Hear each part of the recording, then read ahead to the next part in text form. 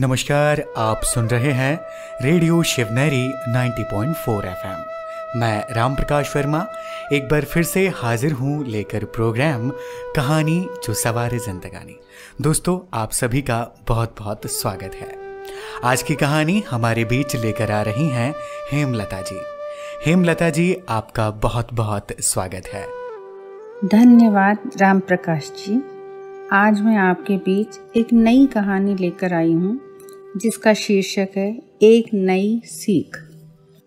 एक नगर में एक जुलाहा रहता था। वह स्वभाव से अत्यंत शांत, नम्र तथा मिलनसार था। उसे क्रोध तो कभी आता ही नहीं था। एक बार कुछ लड़कों को शरारत सूझी। वे सब उस जुलाहे के पास यह सोचकर पहुँचे कि देखें इसे गुस्सा कैसे नहीं आता। उनमें एक लड़का धनवान माता पिता का पुत्र था। वहाँ पहुंचकर वह बोला, यह साड़ी कितने की दोगे? जुलाहे ने कहा, 10 रुपए की। तब लड़के ने उसे चिढ़ाने के उद्देश्य से साड़ी के 2 टुकड़े कर दिए और एक टुकड़ा हाथ में लेकर बोला, मुझे पूरी साड़ी नहीं चाहिए, आधी चाहिए। इसका क्या दाम लोगे? जुलाहे ने बड़ी शांति से कहा, 5 रुपए। लड़के ने उस टुकड़े के भी 2 भाग किए और दाम पूछा। जुलाहा अब भी शांत, उसने बताया 2.5 रुपए। लड़का इसी प्रकार साड़ी के टुकड़े करता गया। अंत में बोला, अब मुझे यह साड़ी नहीं चाहिए, यह टुकड़े मेरे किस काम के? जुलाहे ने शांत भाव से कहा, बेटे, अब यह टुकड़े तुम्हारे ही क्या किसी के भी काम के नहीं रहे।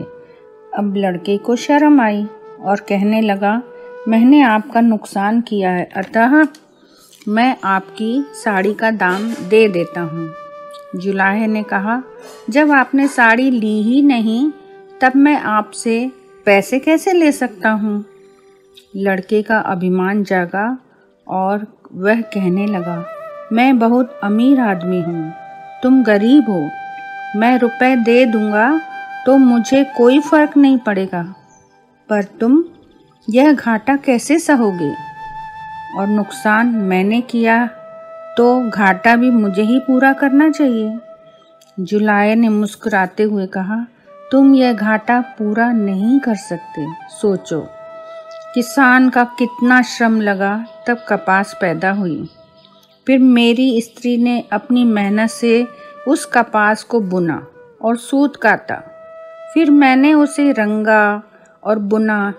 इतनी मेहनत तभी सफल होती जब उसे कोई पहनता, इससे लाभ उठाता, इसका उपयोग करता। पर तुमने उसके टुकड़े टुकड़े कर डाले।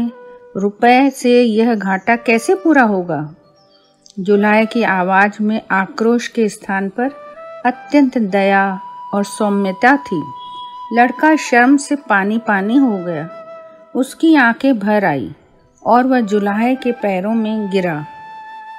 जुलाहे ने बड़े प्यार से उसे उठाकर उसकी पीठ पर हाथ फिराते हुए कहा, बेटा, यदि मैं तुम्हारे रुपए ले लेता तो उसमें मेरा काम चल जाता, पर तुम्हारी जिंदगी का वही हाल होता ना जो उस साड़ी का हुआ। कोई भी उससे लाभ नहीं होता। साड़ी एक गई, मैं दूसरी बना दूंगा, पर तुम्हारी जिंदगी एक बार अहंकार में नष्ट हो गई तो दूसरी कहाँ से लाओगे तुम?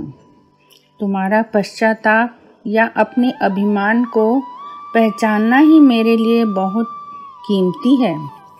जुलाहे की ऊंची सोच, समझ और संयम की पराकाष्ठा ने लड़के का जीवन बदल दिया। वह जुलाहा कोई और नहीं बल्कि संत कबीरदास जी थे। धन्यवाद दोस्तों। उम्मीद करती हूँ आपको यह कहानी पसंद आई होगी। बहुत बहुत शुक्रिया हेमलता जी, आपने एक बहुत ही खूबसूरत प्रेरणा देने वाली कहानी हम सभी को सुनाई। दोस्तों, कई बार हम अपनी दौलत के नशे में चूर होकर चीज़ों की कदर नहीं करते। कई बार हम ये गलत फहमी में जीते हैं कि हम दौलत से कुछ भी खरीद सकते हैं। दोस्तों, माना कि आपके पास दौलत है, माना कि आप बड़े आदमी हैं, मगर ये जो प्रकृति द्वारा प्राप्त चीज़ें हैं, ये जो संसाधन हैं, इन्हें पैसों से मत आंकिए, इन पर सभी का समान अधिकार होता है। ये प्रकृति, यहाँ की चीजें, ये अन्न, जल, धूप, ये सब हर किसी के लिए बराबर बराबर हैं। आप दौलत के वशीभूत होकर कई चीजों को बगैर जरूरत के ही खरीद लेते हैं, सिर्फ दिखावे के लिए। मगर आप ये नहीं जान पाते कि उन चीजों पर सभी लोगों का अधिकार है। कई लोग दुनिया में ऐसे भी हैं जिन्हें 2 वक्त का खाना भी नसीब नहीं होता, और वहीं दूसरी तरफ कुछ लोग ऐसे भी हैं जो पैसे के अहंकार में, पैसे के मद में चूर होकर बहुत सारी खाने पीने की चीजों को भी व्यर्थ कर देते हैं। दोस्तों, आशा करता हूं कि ये बातें आपको समझ अवश्य आई होंगी। हमें अपनी जिम्मेवारी का बहुत ही ख्याल रखना चाहिए। हमें कोई भी चीज जो हमारी जरूरत की नहीं है उसे व्यर्थ नहीं गंवाना चाहिए। आज की कहानी में फिलहाल इतना ही। मुलाकात होगी एक और नई कहानी के साथ। तब तक आप अपना ख्याल रखिए, खुश रहिए, मुस्कुराते रहिए और सुनते रहिए रेडियो शिवनेरी 90.4 FM। आवाज तुम जाम जाम।